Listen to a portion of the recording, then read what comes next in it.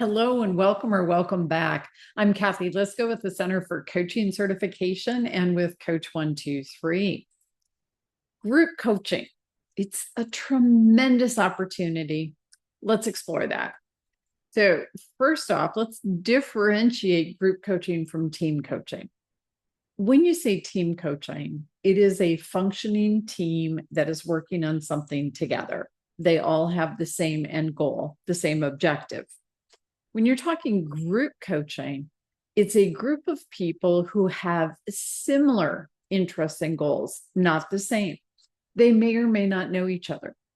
If you're offering group coaching in the workplace, it may be a group of high potentials who are developing themselves as future leaders. It may be a group of team leaders who are simply sharing what they're doing and learning from each other, best practices, that kind of thing. You'll often hear about mastermind groups. That's a type of group coaching if they're actually doing coaching. So there's many opportunities for that. In terms of what coaches do, often they'll offer group coaching to the clients they serve when they have clients with those similar interests in their niche area. So examples for that, a career coach might offer group coaching for people that are looking for a new job. A life coach might offer group coaching for teenagers in through an organization, a school, a church, that kind of thing. Somebody that does business coaching might offer group coaching for small business owners so that they can share ideas and practices, that kind of thing. So there's many opportunities. The type of coaching that you offer is limited only by your own imagination and creativity.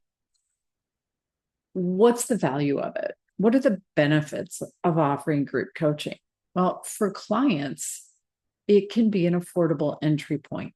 Sometimes the cost of individual coaching seems prohibitive.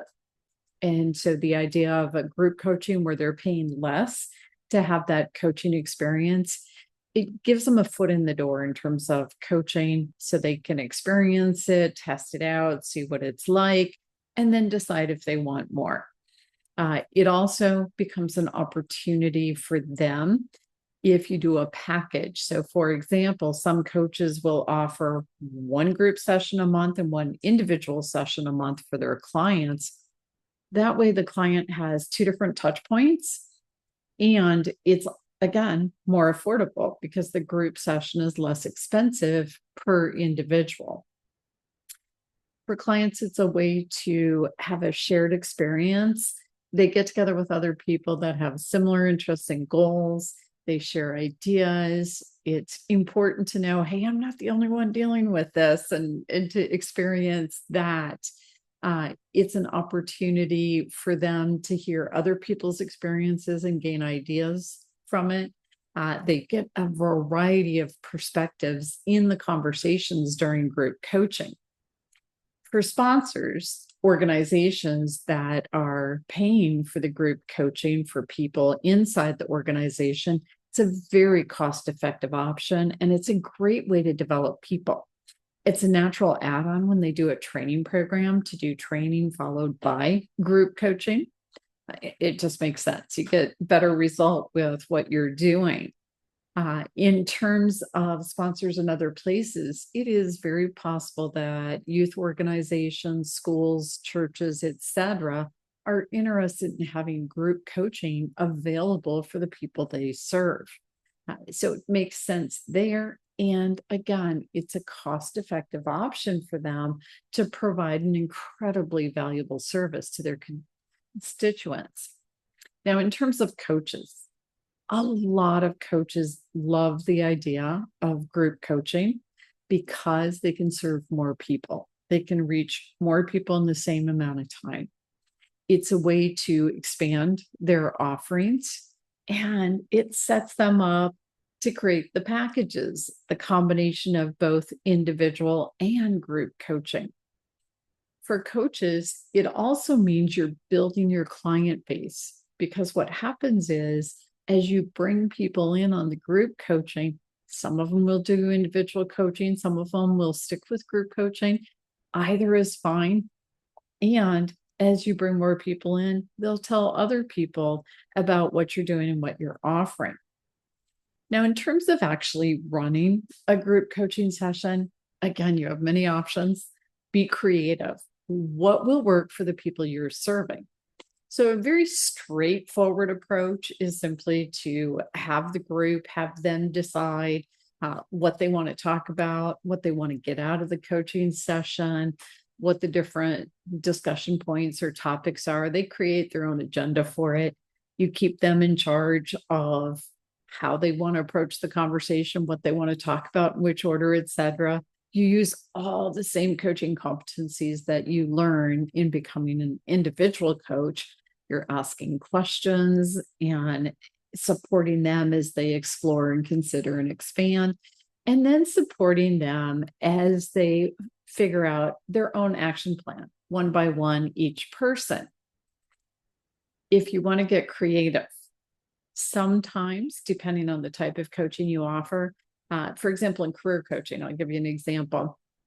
If you have people that are looking for a job, it can make sense to actually start with some training before you move into the coaching.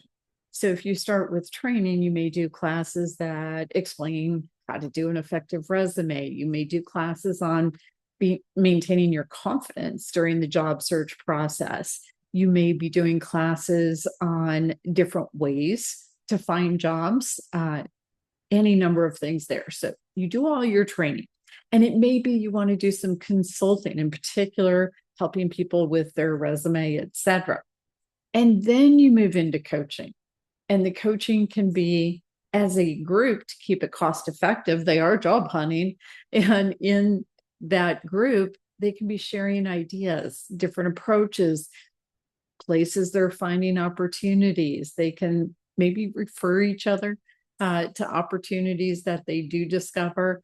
They can also be sharing their ideas and thoughts on interviewing and getting ready. They can role play with each other, etc.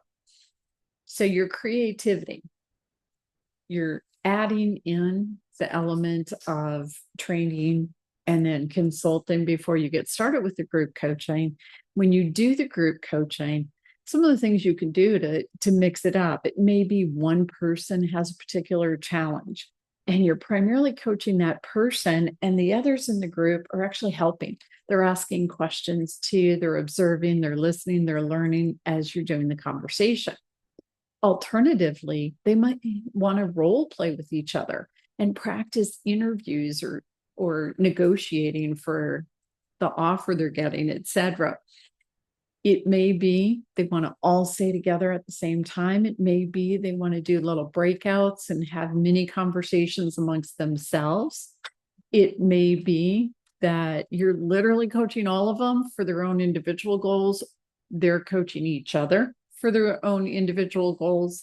You may have, again, depending on what you're doing, you may have different activities that you introduce and bring in. So, for example, if you have a group of high potentials who are developing themselves as leaders, there may be particular activities for them to develop additional skills as a leader. It may be, depending on the group, they want to practice their public speaking. And so they each take a turn talking in front of others and getting feedback, etc. How you run that group really is flexible in terms of where the group meets. If they're all in the same location, yes, of course, you can bring them together into a room together and do your group session that way. And you also have the option of so many different platforms online for bringing groups together and doing meetings. It is important to note that which platform you choose is going to make a difference.